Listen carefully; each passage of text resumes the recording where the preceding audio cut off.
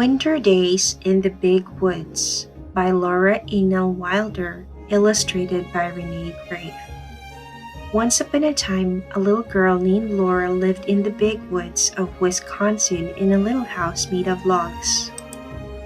Laura lived in the little house with her pa, her ma, her big sister Mary, her baby sister Carrie, and their good old bulldog Jack.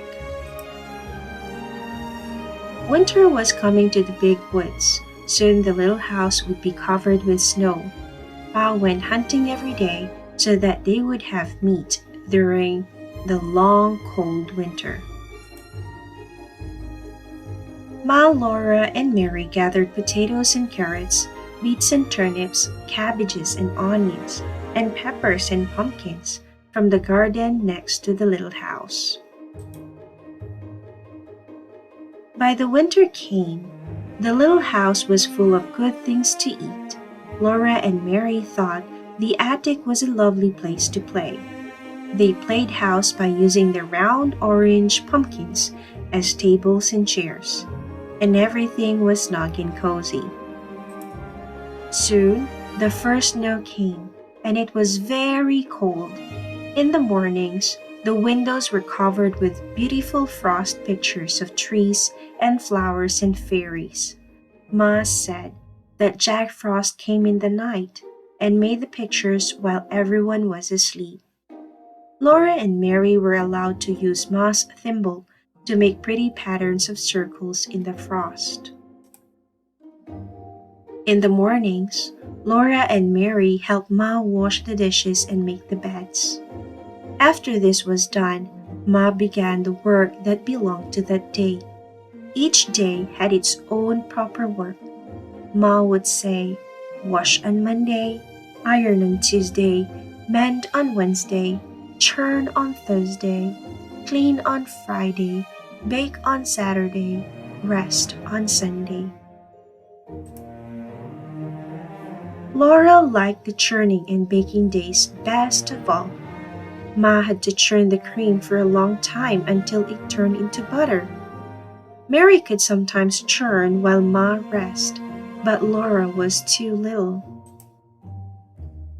On Saturdays, when Ma made the bread, Laura and Mary each had a little piece of dough to make a little loaf. Ma even gave them a bit of cookie dough to make little cookies.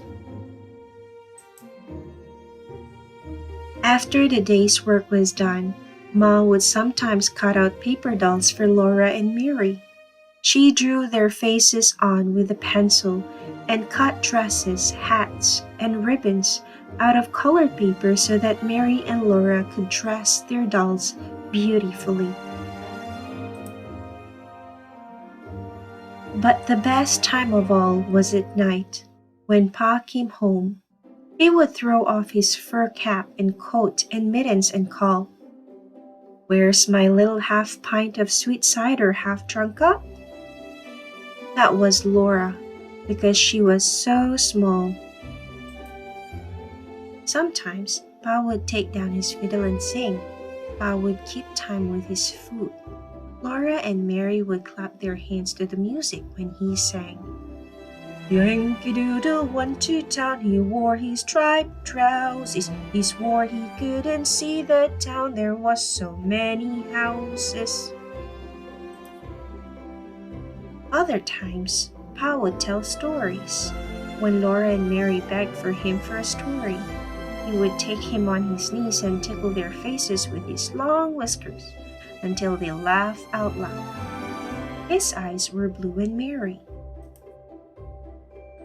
Outside, it was cold and snowy, but the little log cabin was snug and cozy.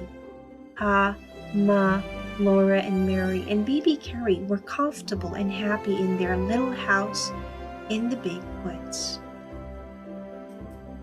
The end. Happy learning!